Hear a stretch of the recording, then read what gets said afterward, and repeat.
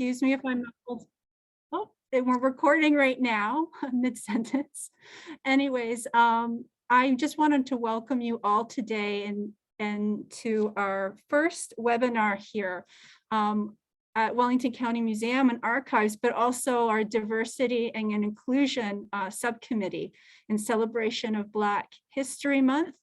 I am fortunate and lucky enough to sit on that committee, and this is our first webinar. So thank you for joining us today.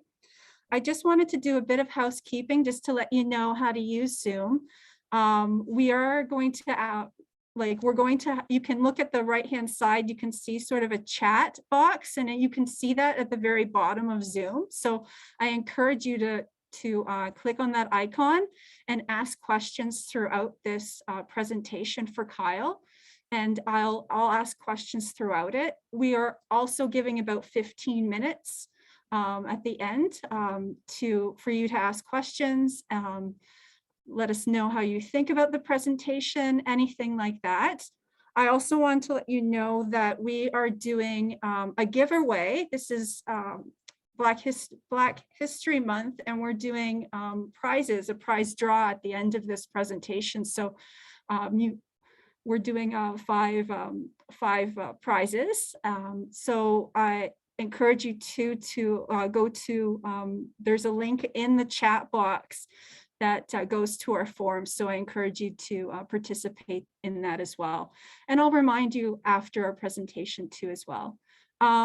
So without further ado, I welcome you to this presentation, Kyle. Kyle's our speaker. He'll be chatting today about freedom fighters, Black settlements in Wellington County. Kyle is our very own, meaning Wellington County Museum and Archives' very own activity programmer. And we're really lucky to have him today. So welcome, Kyle. Thanks, Amy. Thanks, everybody. I will start off by reiterating what Amy said. If you do have any questions whatsoever, just type them into the chat.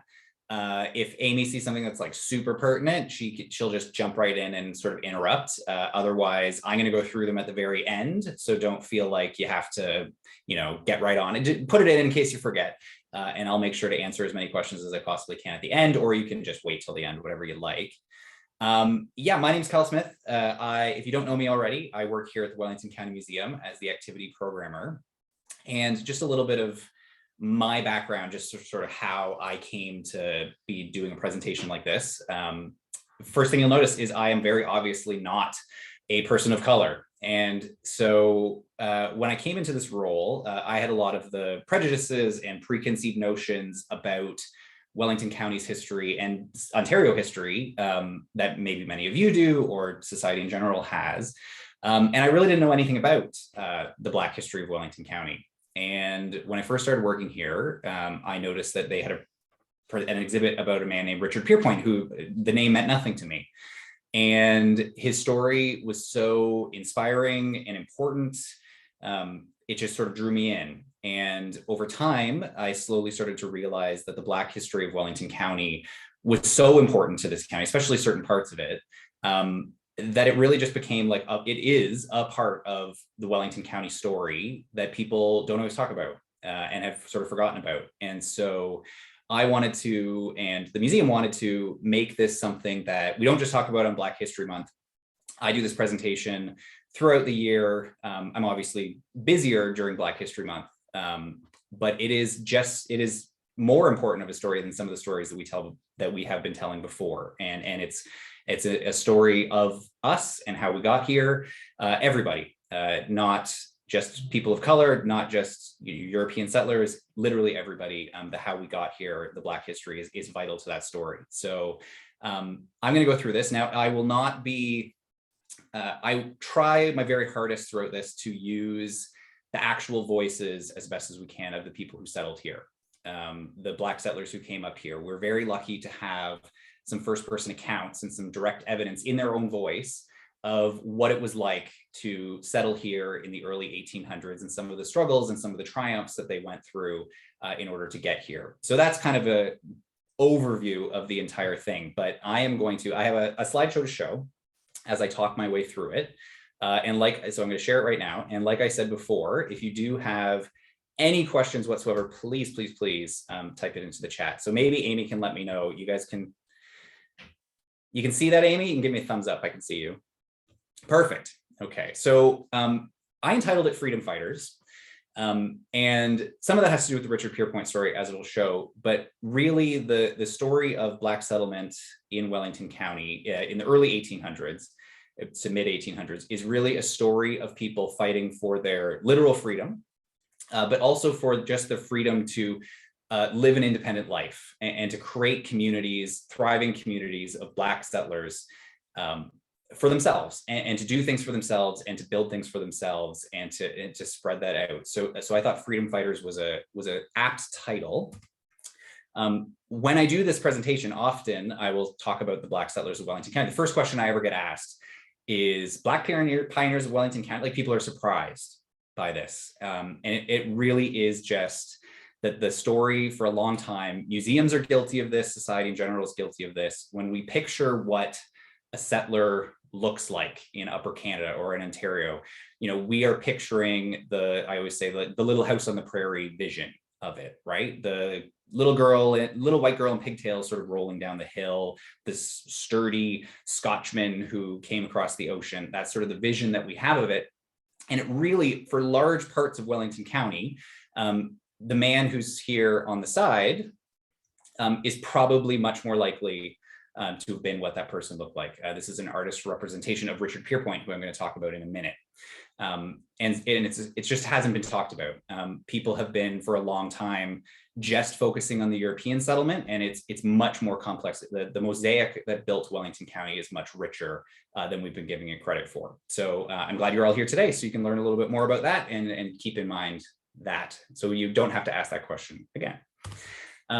The next thing, because slavery is a part of this story, the history of slavery is a part of this story, people are surprised, less and less so, but people are surprised that the story of slavery is not just an American story. It is a Canadian story.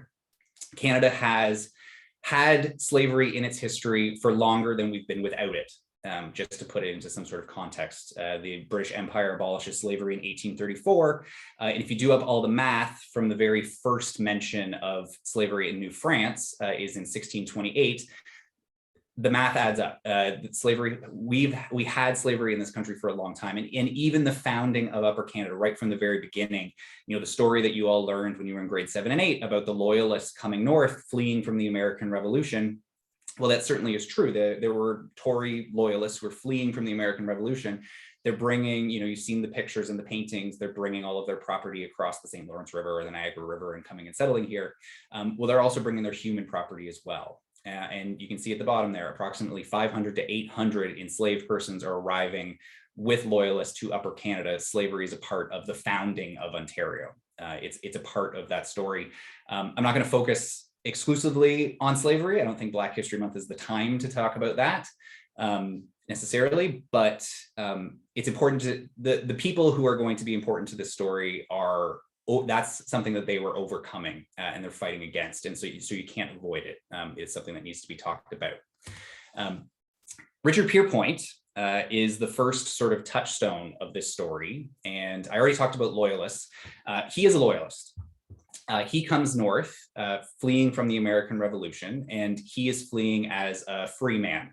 He is not enslaved, but that's not his whole story. So to go all the way back to 1744 is when we figure Richard Pierpoint had been born. He is born in West Africa in a kingdom known as Bondu, which is now sort of Senegal. Is in the area where he was originally born, a desert kingdom. I've looked on Google Earth. It is quite deserty. It is also a Muslim kingdom.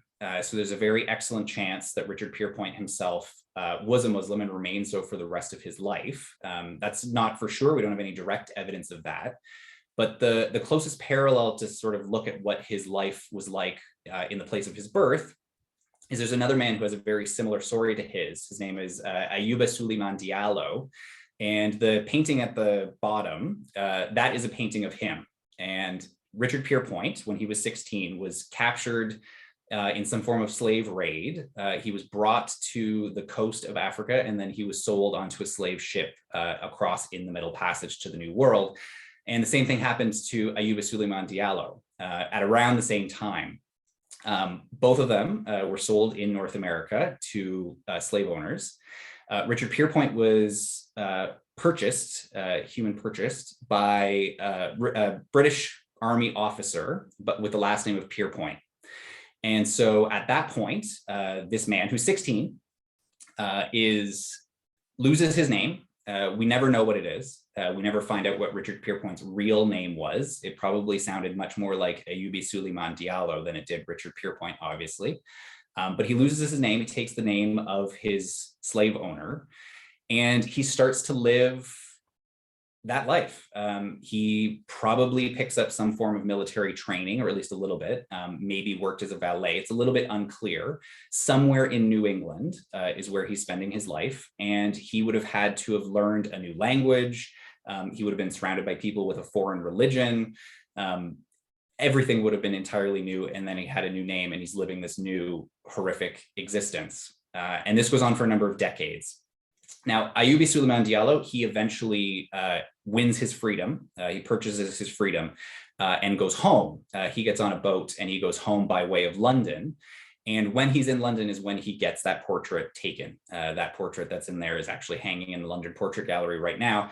And I do like to leave it in because his story is so similar, but also because it gives you a sense. We don't know what Richard Pierpoint actually looked like. We have no real physical description of him.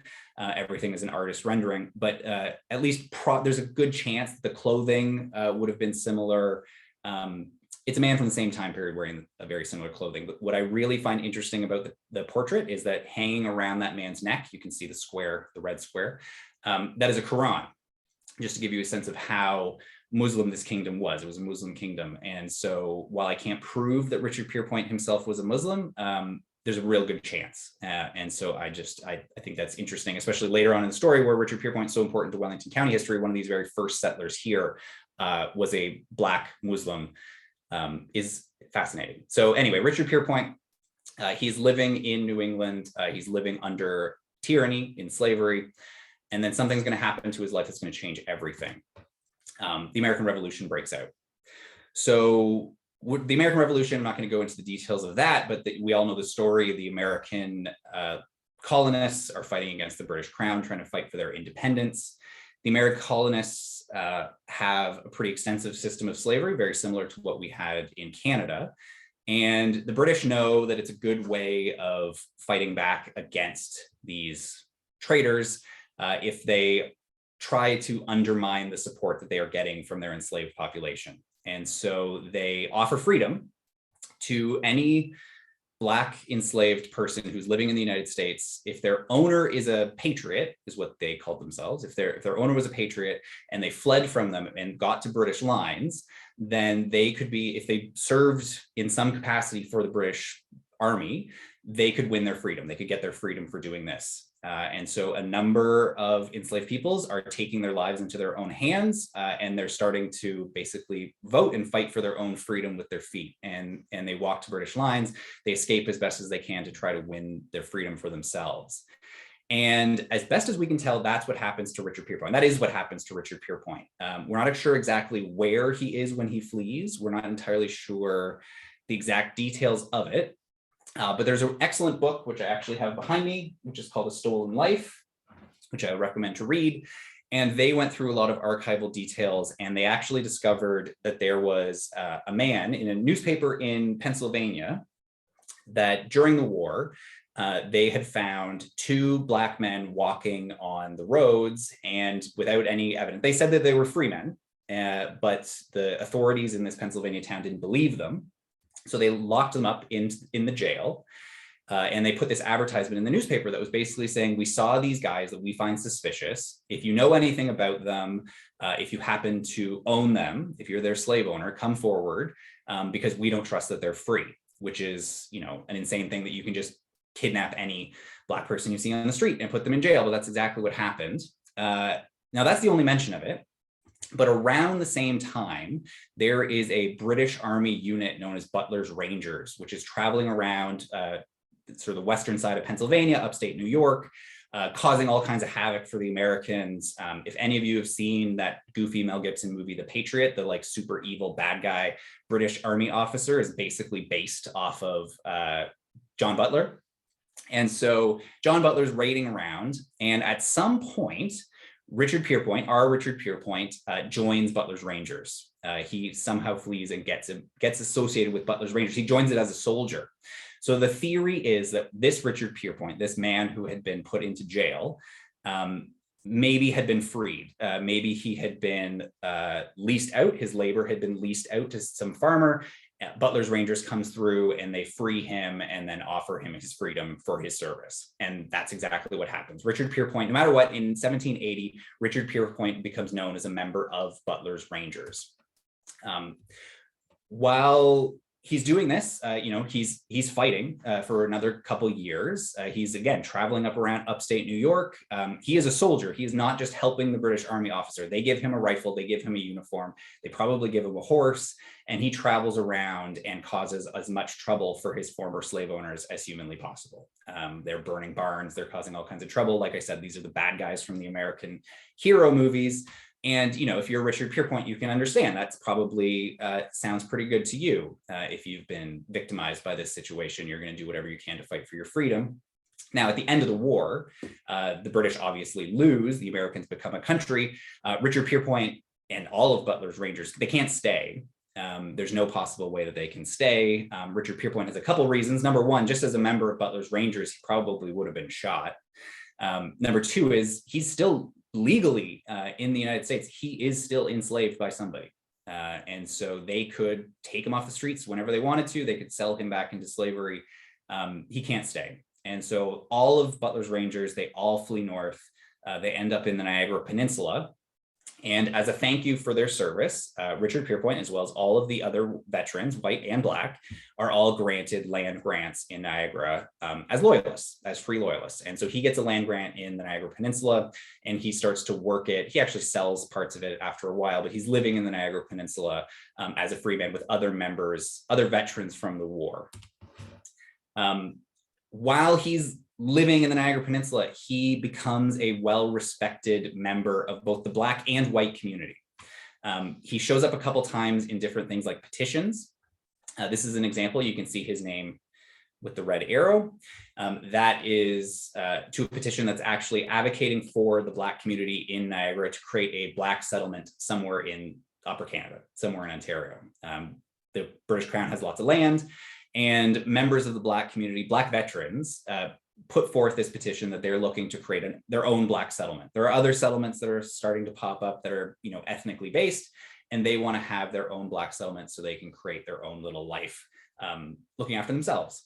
And the British government, they ignore this petition. It doesn't go anywhere, but it gives you a good sense of the fact that, Richard Pierpoint is a member of the sort of leadership team of the Black settlement in Niagara. He also is in a couple other different petitions, a couple other places with members of the white community. He seems to have kept in touch with other white veterans from the war. And so he's treated with dignity and respect by both communities. But probably his greatest sign of respect is that for the Black community in Upper Canada, he becomes known as a Groat, a keeper of local oral history. This is a traditional West African title. And he is seen as sort of a wise man from the community who can keep these stories and these histories from West Africa and then through the diaspora brought over to North America. And he's the keeper of the history, which makes him a historian. He is a historian, which really is close to my heart, and a sign of deep, deep respect that he's held in the community. So he's a big deal. Now he lives in Niagara for a number of years. And then when he's 68 years old, something else big happens in his life. And that is the War of 1812 breaks out. So the War of 1812 breaks out, the Americans are invading Canada again. And he and the other Black veterans are faced with a pretty harsh situation. The Americans are coming north. Slavery is still legal there. It's still legal in Ontario. But a lot of these men and women are people who have fled from slavery in the United States. They've won their freedom throughout the war or elsewhere. And the Americans don't view them as citizens. They're not worthy of the dignity and respect that you would serve to a, regular, normal white European citizen of Upper Canada. And so if the Americans win the war, there's an excellent chance that Richard Pierpoint is going to be sold back into slavery. Plus, he's fighting back against his former slave owners, probably has personal reason. But what he does is he organizes a petition. He has an idea for forming a unit in the British Army, which is going to be called the Colored Corps. And he petitions the government. He says, look, we've got a lot of motivated men who want to fight for the British crown against the Americans. Give us rifles and uniforms, and the Free Black Colored Corps will fight for you, and we will fight against the American invasion. And the British kind of say, no thanks, but no thanks, kind of no thank you. And then a couple months later, there's a European man, a British man named Colonel Runchie, and he comes to the British with basically the exact same idea. And that at this point, they're like, you know what? That does sound like a good idea. Yes. And Colonel Runchie's Colored Corps is formed. It's led by Colonel Runchie, a European man. But the soldiers are all free Black Canadian soldiers. And this is the muster list from some of them. Richard Pierpoint's name appears down here. There he is right there. And he's 68. He signs up as a private. He's got military experience and he's going to use it. 68 years old, he is joining this fight, which is incredible. He and the rest of he and the rest of the Colored Corps fight with distinction throughout the war. They're at all a lot of the major battles that you've learned about in school. They're at the Battle of Lundy's Lane. They're at the Battle of Fort Erie. They're on the hill on Queenston Heights. Members of the Colored Corps, when Isaac Brock, the big time British leader and hero of Upper Canada, when he is killed, members of the Colored Corps are his pallbearers. And so just to give you a sense of the dignity and respect that the men of the Colored Corps were viewed as, they were good soldiers, and it shows, right? Now the war ends. This time they win. This time Richard Pierpoint wins, but he's in his early 70s. And at the end of the war, the British are offering more land as thank yous to veterans, white and Black, everybody. And they offer Richard Pierpoint and the other members of the Colored Corps 100 acres as a thank you for their service. And Richard Pierpoint and some of the other Black veterans, their particular 100-acre grants are in the area of Garifraxa, which is just outside of Fergus today. Richard Pierpoint's land grant in particular is right here. You can see it in the little blue square.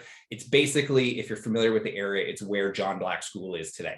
There's a place, Richard Pierpoint Park is attached to the river. It's right there. That's Richard Pierpoint's land in particular. Now he's in his late 70s. They don't get around to giving this land out till 1821. He's in his late 70s. He either was never married or has lost his family at some point. He's a single man. He might have been married earlier, but it's hard to say. But he's all by himself now. And the thought of going into the woods, there's no other settlements really around here at the time. The thought of going out into the woods and pioneering all by yourself is probably not that appealing to a man who's in his late 70s. It wouldn't be appealing to me when I'm 35. You're not going to want to go in your late 70s. And so, and he doesn't want it. He wants something else. And he sends a beautiful petition, one of the most incredible documents in Ontario history. Richard Pierpoint himself was illiterate, but he got someone else to write it. He got another white veteran who he knew to write it for him, but it's in his own voice and it is his life story. And this is the entire reason that we know all of this incredible story. He gives his entire history. He says, I was born in West Africa. I was kidnapped into slavery. I fought for my freedom in the American Revolution. I fought for the British. I was in Butler's Rangers, the War of 1812. He gives the entire story that I just laid out. And he says, look, I don't want 100 acres of land. All I want is a boat ticket home. I'm an old man and I just want to go back to the land of my birth, maybe find some of my family. I want to be able to die in the land I was born. I want to go home. And the British, I do this presentation sometimes for kids and I'll say, what did you think the British said? And usually even the kids get a sense that they say no. They actually don't even say no, they say nothing. It just basically just gets pushed to the side. They're not making any special exceptions. There's your 100 acres, take it or leave it. And so if his choice is take it or leave it, he's going to take it. And he marches up north with a small group of other Black veterans and their families, and they start to farm. They start to clear the land. They're probably in Fergus, probably, if not the first non-native settlers in the area around Fergus. They are like right there, and they form a small little group. It's known as the Pierpoint settlement. It's hard to say how many people were there, maybe 20, maybe 25, but it's a small community just on the edge of what is going to become Fergus. And they have work to do, and they start to do it. In order to get full title to your land, you need to clear, you have to clear 10 acres and build a log cabin. We know for a fact Richard Pierpoint did this because he gets full title within 5 years. He gets full title to his land. So he had a cabin. He had started to clear his land. And he's 78, and that's what he's doing. I'm sure he had lots of help, but he's a pretty tough customer, and that's what he's doing. Just sort of by his sweat and his blood, he is forming a community just on the edge of what eventually will become Fergus.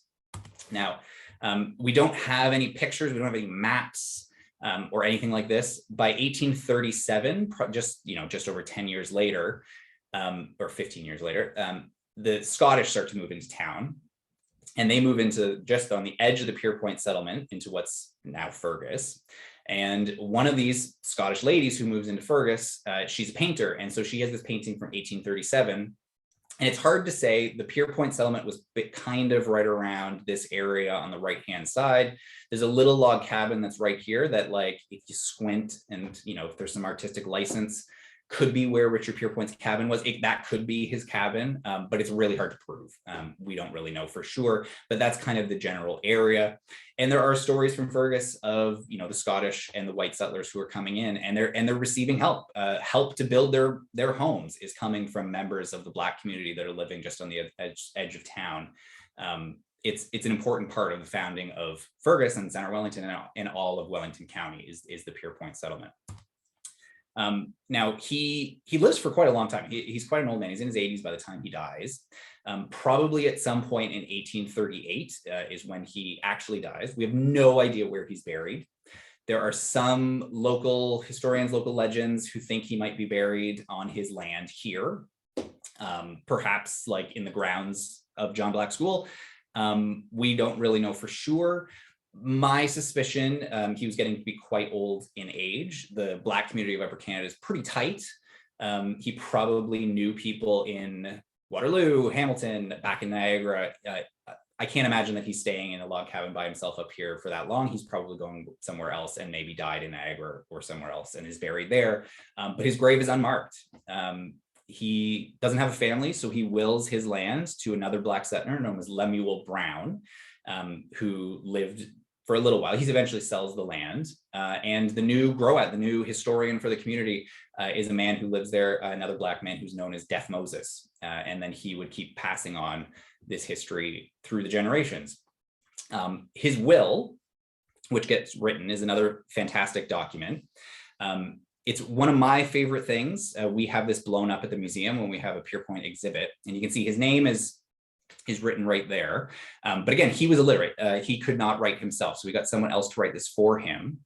But I blew it up here. And what I love about this, number one, the name is spelled wrong. And spelling is in the 1800s is kind of hit and miss. It's not standardized. You can spell it however you want, but it's Pawpine. I know it's hard to read, but it says Pawpine on it.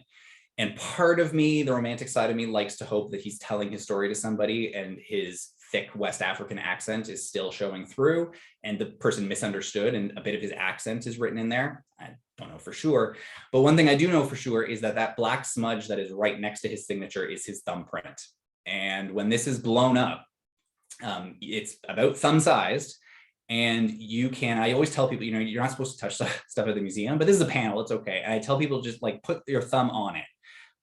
And you can see the swirls, you can see this sort of incredible identify, like there's nothing more you than your fingerprint, right? And you can see this mark of this person who we don't know what he looked like, but you can see his fingerprint and you can touch it. And he had this incredible life, this amazing story, this incredible heroic Canadian figure.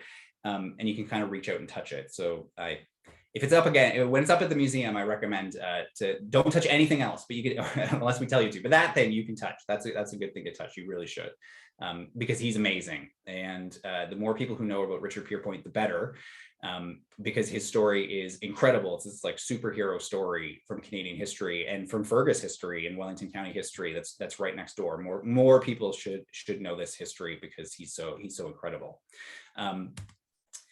Now, while all this is happening, while Richard Pierpoint is living his incredible life and he's helping to build the Pierpoint settlement in Center Wellington, slavery still exists in Upper Canada. There is a free Black community of which Richard Pierpoint is a part, but there also is an enslaved community here too. And it's not till 1834 that slavery gets abolished, but sometimes Canadians give ourselves too much credit for, it's not plantation slavery. It's not like the Southern United States. You see the movies, you read the books, and that's sort of the picture of like the big bad system that's there. And sure, slavery might have existed here, but it's lower. There's not as many, like we tell ourselves all of these excuses. But it was a horrific and monstrous system that existed here legally, assisted by the state. And an important thing to remember is that every single person who lived under this system was fighting back however they could. And that might mean not working as hard as you could. That might mean open rebellion. It could mean anything in between. And every single one of those acts of defiance and acts of rebellion are important. And some of them are squashed. Some of them, don't matter in the long run, but they all matter. And probably the most important one of these in Upper Canada is a woman named Chloe Cooley, who is another Canadian hero. And in 1793, she is being sold across the Niagara River into the United States. And Chloe Cooley can see the writing on the wall and knows that slavery in Upper Canada is really on its way out. The British system, slavery's not profitable here in the same way. It's on its way out. And so her owner, a man by the name of Adam Vrooman, is selling her across the river. And she knows that her odds of gaining her freedom if she sold into the United States is much lower. And so she rebels, she fights back, and she causes as much trouble as she possibly can on her way to the boat on the river in full view of everybody. And she's kicking and biting and punching and screaming. And she's causing so much of a ruckus that it takes multiple men to drag her into this boat tied up. And the people who are watching this can see how terrible it is. Like the face, you can ignore racism, you can ignore slavery for a long time, but when someone's doing something like that, you just can't push your eyes away. You can see it. The people of 1793 knew that slavery was a monstrous system. They just let it go.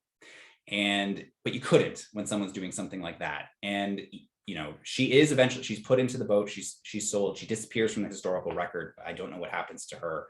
But her screams echo through the ages because enough people noticed that it got to the governor, Lord Simcoe, and he was already an abolitionist, but this was just enough evidence to really push him over the edge. And so what they do is they create the Act Against Slavery in 1793, which is the only act limiting slavery ever put forward by the Ontario or Canadian government. And it doesn't abolish slavery, but it severely limits it. The slave trade is abolished. You will no longer be able to import people into Upper Canada and enslave them. Children of anyone who is born into slavery will be freed at the age of 25. However, anyone who's enslaved in 1793 who's older than that will remain enslaved until their deaths. So this is basically in 1793, they're trying to make sure that slavery dies a slow death. It will disappear, but it might not be till like 1880. It might not be for a very long time, but at least they're starting to begin to try to get rid of it. And so anyway, that's some of the context for what's happening in Upper Canada. Eventually, in 1834, the British government, they decide to outlaw slavery throughout the empire. Canada is included. In 1834, slavery is abolished here. Everyone who is enslaved is then freed. But the system is different in the United States. Slavery by this point is gaining in strength. It's not losing strength. It's becoming more and more profitable in the Southern United States. And so it's a bigger thing. It's becoming bigger, more vicious, more violent, more torturous, and more monstrous as time goes on. And more people are trying to escape. And so refugees who are fleeing this system, who are fighting for their own freedom, they start to move out of the slave states. Now, by the 1840s, 1850s, a lot of the northern United States have also outlawed slavery, but even they are not safe. In 1850, something is passed in Congress known as the Fugitive Slave Act, and that basically makes slave catching legal throughout the United States. So even if you flee from Louisiana and you make it all the way to New York, anybody can grab you off the streets and they can send you back into slavery. Free Black men and women are being kidnapped off the streets and sold into slavery. People who've escaped are fleeing back. It's no longer safe to be anywhere in the United States. And so at this point, by 1850, this is really where it's the Underground Railroad, the story that you learn about as kids and in school of people fleeing across to Canada where they're no longer, it's not so much about being free, because you could be free and live in New York, but it is about being safe. And you're safer in Canada than you are in those places. And so we are starting to see a large influx of refugees who are coming into the province from there. Now, Canada, sometimes, again, we pat ourselves on the back. The Underground Railroad is a story that, we like to tell ourselves about how great everything was. But these refugees who are fleeing, they're getting across the river. They've got nothing but the clothes on their back and their freedom. And they are then faced with the cities of Upper Canada and the towns of Upper Canada, who also have their own histories of racism. The casual racism of the newspapers is shocking when you read back. The racism they would have faced every single day, discrimination in hiring, all of it. And so these people are getting across the river. They don't have any money, and they're faced with this situation, and they want to do something for themselves. And so they take their power into their own hands, and they start to go somewhere where land is free, and where they can create their own community run by themselves and live in relative peace and harmony in their own communities. And the best place to do that is known as the Queen's Bush. And so on this map, you can see the Queen's Bush settlement. And if you're very familiar with geography, you will know that that is basically Wellington County, north of Waterloo. North of Waterloo, just sort of west of Guelph, was known as the Queen's Bush. And hundreds of men and women start to flock into here. It was unsurveyed land, which meant that the government had not set out chains and, measured everything. And so you could go into the bush and basically just squat. They called it squatting. And you could go, you could carve out a farm, you could build a log cabin, you could just start to farm out in the woods. And it was semi-legal, but you could go and you could do it. And hundreds of people start to move north with nothing and build a community. And by the 1850s, enough of these refugees have moved north into the Queen's Bush. There's probably about 1,500 of them who are living here. It's largely centered around Minto and Drayton, kind of is the central area where that is. And there's, 1,500 people. Glen Allen, Drayton, that area. It's a huge settlement. It is actually the second largest Black settlement in Canada. It is the #1 largest Black settlement in Ontario. So it's more than Toronto, it's more than Niagara, it's more than any of these places. And, a lot of you might not have known about this. People just didn't know that huge sections of Wellington County, these were the first non-native settlers to come to the area, and they had a thriving community. I'll go back for a little bit, but they had a thriving community that was built. 1,500 people. One of the very first things that they do is they are striving to educate their children. It comes through in all of the letters and most of the documents that the #1 thing they want to do is to educate their children, and education is a huge part of it. And so schools go up right away. Churches go up right away. They've got churches and schools. They're educating their children. They have been legally not allowed to learn how to read and write when you had been enslaved in the United States in many of the states. And so that's a huge focus on it. And it's a massive success. There are many very highly educated people who are coming out of the Queen's Bush settlement or associated with this Queen's Bush settlement. There's a list of people here on the side, and some of the churches and businesses and lawyers and doctors and politicians who get started here is amazing. It's really incredible. And the stories of the people who came here are amazing, just what they had to go through. I'll just talk about one family in particular because I find them the most compelling, and that's John and Eliza Little. In the 1850s, there was a white abolitionist by the name of Dr. Benjamin Drew, who wrote a book that I have right behind me, known as The Refugee. And what he did is he went into Canada and he interviewed, this is the 1850s, and so he interviewed a lot of the people who had fled from slavery in the United States, and he just got their stories. And John and Eliza Little both write their stories or tell their stories in their own words, and they describe what their life was like. Their story when they were enslaved, John was originally born in North Carolina. He faced massive tortures and retribution. He was one of these guys who was always, he really fought back. He was quite defiant. He was always trying to fight for his freedom. He ran away numerous times, was tortured, literally tortured numerous times in retribution, but kept doing it. He says in the writings that he was going to die or he was going to live free. Now, one of the other shocking things that he says is that he was kept so uneducated that he didn't even know that there was a place on earth that didn't have a system of slavery. And so he didn't even know he could come north. He had no idea the Underground Railroad was even a thing. He just fled into the woods. He just figured, I'd rather live out in the woods like a fugitive than live under this system. And so that's what he does. At some point, he's in Tennessee, and he meets Eliza, who's also enslaved, and the two of them decide that they're going to keep running away together. They eventually do. They eventually succeed, and they run into some people who do tell them that they can come north to Canada to win their freedom, and that's eventually what they do. They come up here, they cross in Detroit. They say that once they get to Windsor, there's some French farmers who are there who kind of help them out. They work, John works for them for a little while, raises a little extra money. They go to Hamilton, they do the same thing. And then while they're in Hamilton, they hear of this place called the Queen's Bush, where you can go and you can live free in a Black community, and you can, go and live off the land. And so they save $18 and they buy everything that they're going to need to come up here. So this is, 1853, the middle of February, so right around now. And the two of them go marching off into the wilderness to start a life. And they don't bring a lot. They don't have a lot. They basically have an axe, a Dutch oven, a couple things. He actually describes exactly what they have to survive in Glen Allen in the middle of February. So this is his words. We had not a second suit of clothes apiece.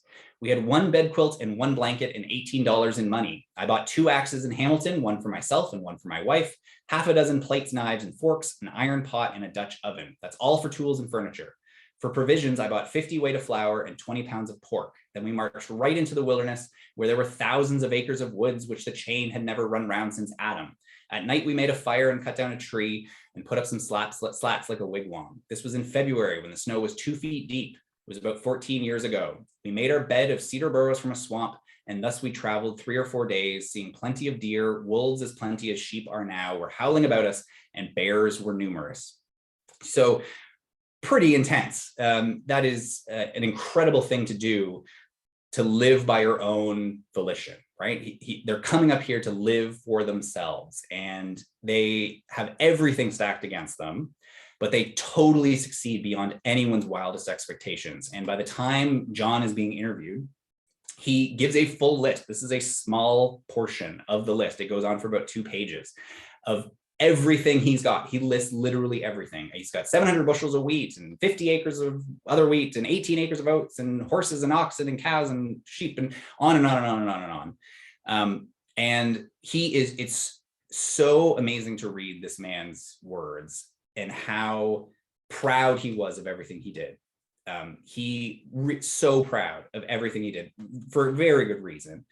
And at the end of it, he says, and I want my former slave owners to read this. I want them to see what I did. He says, I want them. They called me every name in the book.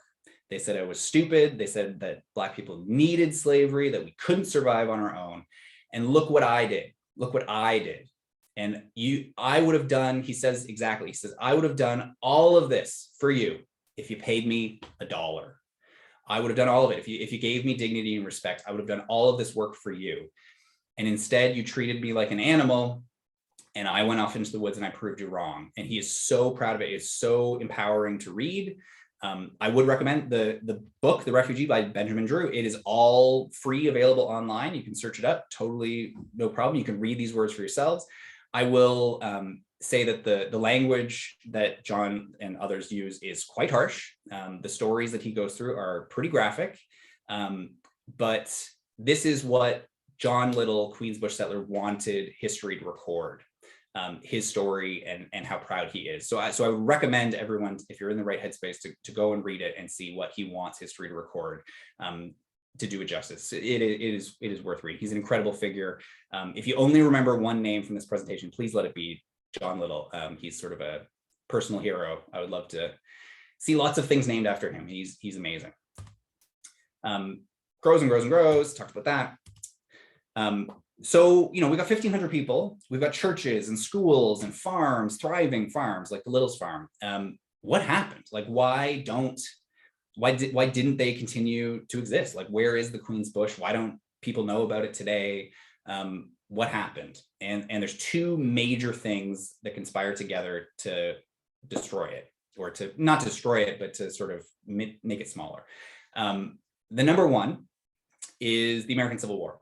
American Civil War breaks out in 1861. There's a couple reasons this is important. Number one, it ends and abolishes slavery. And so a lot of the people who had fled here as refugees, they just want to go home. They're not from here. It's cold. They're from Louisiana, and they want to go back to the land of their birth. They want to, number one, find their family. They've been, taken away from mothers and brothers and sisters and husbands, and they want to go back and find their family. But they also want to build a new future in their homeland. Like, it's their home, and they want to go back, and there's a real moment after the Civil War of reconstruction and hope. There's Black senators and Black congressmen from these places. Like, there's a chance to build something fresh and new and amazing for a little while, and so they go back to try to do that. The other thing that happens even before that is when the American Civil War breaks out, the Americans are putting out bounties for soldiers. They're offering people money. And if you're a 26, 30-year-old guy and you can just walk to Detroit, get some extra cash in your pocket, they're going to give you a uniform and a rifle, and you're going to get to go help dismantle slavery for yourself. Well, I'd take that deal. There's lots of people who are going to do that. So the numbers start to decline just because of the American Civil War. The last sort of thing, right at the same time, the government shows up. So everyone in the Queensbush had been squatters. They had semi-legal right to it. So squatters' rights in the province meant that you could go anywhere you want if the government hadn't been there. You can build a farm, but eventually when the government shows up and measures everything and parcels it all into lots, well, you have the right to first purchase that land, but you don't necessarily have legal title right away. And, the Littles had a lot of money. They were quite successful. They did okay. They could afford to purchase this, but other people didn't. And so the pressures of, unscrupulous land dealers who are offering people lowball amounts and then selling it at a higher amount later, just not having the cash on hand to be able to buy their land outright. There's enough pressures on the community that it starts to go down even further. And a lot of the Queensbush settlers start to move to places where land is cheaper. They sell out at a low level, and then they buy cheaper land elsewhere, which is mostly north, in places like Collingwood, Owen Sound, the Grey Bruce kind of areas where a lot of people settle. So a lot of the Queensbush history, I think, is, and I haven't had a chance to look yet, but I'm sure a researcher will someday, is, I think, in the Owen Sound, Grey Bruce area, which would be great. I hope somebody looks into it. So the settlement starts to go down. Now, it never goes away entirely. There are Black settlers, Queensbush settlers, who for generations will live in that area. But after the government shows up and after they start surveying, they start selling those parcels of land to European settlers who are coming from elsewhere. And so there's more Scotch and Irish and English in huge numbers. Canada sees a massive population boom. And so the areas around Glenallen, Drayton, sort of the core Queensbush areas, they just start to, as the Black population goes down, the white population goes up, and they just start to be outnumbered. Kyle, we have a question actually. Yes. From Tammy. Kyle, who is the author of the book, The Refugee? Dr. Benjamin Drew. She does not see it in the library system, so she wanted to make sure that she was looking at the right book. Okay. Yeah, Dr. Benjamin Drew, The Refugee, and I think it's the Internet Archive. It does have a copy. You can search it up and it'll pop up. I bought mine, just in case anyone wants to know. I bought mine. I have a physical copy because that's important to me. I bought it from Amazon. I think it was like $50, but but you can read it for free online. So anyway, the population starts to shrink, white population gets bigger, but it never goes away. We've got pictures at the museum and archives all the way through, like schools from the area. This is a Glen Allen school from the 1920s. And you can see there are Black children at this school. There were Black families who were living in the area. I've given presentations like this in the area for seniors groups today. And while there is not a very large Black population there, they all remember, I can't remember their name. There are names of families who grew up and like, oh yeah, like I remember the Johnsons or whoever who lived down the road and who stayed here. And so as memory started to fade, now they never faded in the Black community. There are descendants, I think the next picture, yeah, there are descendants who always kept track of their history. They always knew this history. They told it to their children and grandchildren. They wrote them down for themselves, but it just wasn't being taken seriously. It wasn't being learned enough about in the white communities, which tended to tell their own stories. And so if you were to read a book about the history of Drayton, there might be a small little section on the Queen's Bush, and then a big section on all of the white settlers who came a little bit later. But the Black community never forgot. But it's not until maybe like 10 or 15 years ago, there was people started to take it seriously, and they started to talk to the descendants. They started to talk to these Queensbush families. They started to do the research that they could here and elsewhere. And especially there's one book in particular, which is by a lady named Linda Brown Kubish, who sadly passed away. And she wrote the sort of, great tome of the Queensbush settlement called The Queensbush Settlement. And she really did an incredible job, probably the biggest job of getting that out to the masses as she possibly could. So if there's one book that you wanted to read about just the Queensbush settlement, that would be it. It's really great. Dr. Benjamin Drew's book, The Refugee, is really great for that first person account. And then Linda Brown Kubish is much more of a sort of general history of the area. But this is a small section of this, and I could talk for hours and hours about it, and others could. And it's just to give you a sense of how vital and important Black history has been to Wellington County's history from before there was a Wellington, like from the very beginning, and all throughout. And that's why these presentations, like, we don't do them just in Black History Month, because everyone should know this story. It's how we got to be here, everybody. And so it's vitally important. I would just like to say thank you guys so much for listening to me. I know I've talked a little bit long.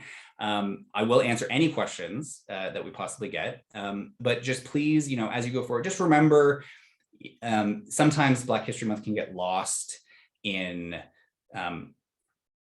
it can get lost in thinking about Black history as something that's new. I know sometimes you learn about sort of new immigration and new settlements, and it really is right in the bones of Canadian history, Ontario history, and Wellington County history in particular. 1,500 people living in a settlement just outside of Drayton is a huge story. And it's something that everybody should know about, and everyone should talk about, 12 months of the year, not just one short one. But on that note, I do want to make sure we got lots of chance for questions. So I'm going to stop sharing my screen, and then I will answer as many as we possibly can. There we go. Well, thank you, Kyle, for everything. It was such a fascinating, inspiring, just an incredible story. You can see all the research you've done on this presentation. And I have a question. I'm wondering if you could share where some of these resources that you found, besides the books that you found, could you share them with us in the chat, or can people contact you? Where are some great resources for people to learn more about the history, not in just Wellington County, but Black history where they live? So it'd be hard to just give you something like it's share in a chat. We do have at the archives, like there is a box of Black history that has been put together by the archivists here. And so there's a lot of like newspaper articles and small periodicals that have been put out over time that has added up. But you can't just kind of share that, but you could, anyone who wants can do research and come in. Really, it's the books that have been put together are the best. So Dr. Benjamin Drew is a great one. I talked about the Linda Brown Kubish, The Queen's Bush, which is in the library collection, which is excellent.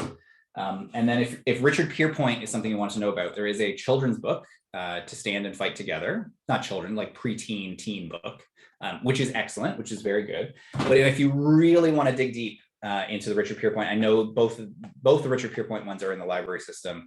A Stolen Life by the Myler brothers is excellent. They really do a great job, and they've really pulled together, because some of the history, like even if you think Richard Pierpoint or any of the Black settlers in this area, like their stories are so torn across geography. Like Wellington County, especially when you talk about the Queen's Bush, like the Queen's Bush straddled multiple jurisdictions. And so some of it's in Waterloo, some of it's in Niagara, some of it's in Toronto, like it's kind of all over the place. And so you need someone to really like zoom it back together. So the books are a great place to start. Fantastic. And I just wanted to we're doing another webinar with the archives. So they'll also be sharing resources that the archives team has come across. And I'm sure that that's some of the things that you've chatted about today. And that presentation is on Thursday, February 24th, the same time at 12 to 1. And you can join on the well, and we'll also do a heads up through email to remind you as well. The last thing I want to sort of put out there is that we do have a prize draw. And if people are able to sort of link into our form, it's right at the beginning again. You go back into the chat, but I will put that in again so you can see that. And what I really want to do as well, if you're not able to do that today, we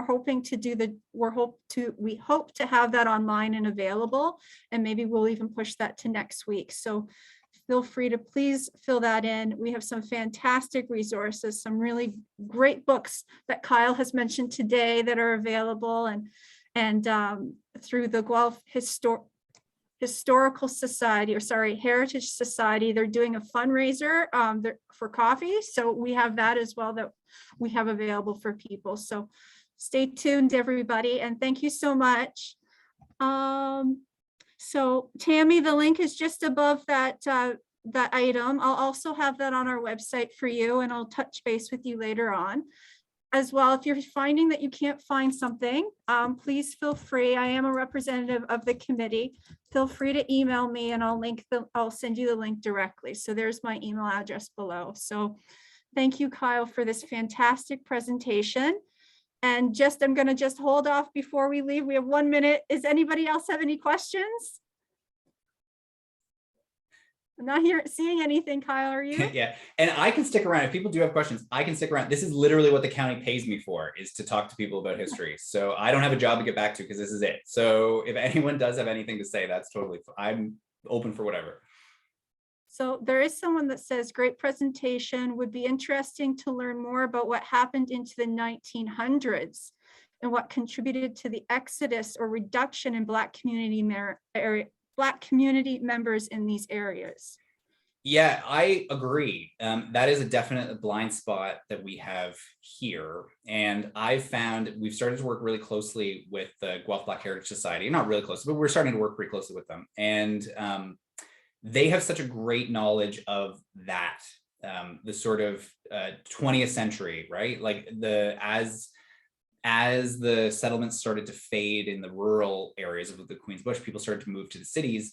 And so a lot of the history went with them, and stories went with them. And the Guelph Black Heritage Society, because they're based out of Guelph, like they have access to so much of that. And I know that if you talk to them, they talk about like the Black businesses all over Guelph, and the Black churches, and all of this incredible story from the 20th century that had its roots in the Queen's Bush, but then it's gone over there. And so I would recommend, like, go and see whatever they've got. They're such a great resource. They're so amazing. And they can tell that story far, far better than I can.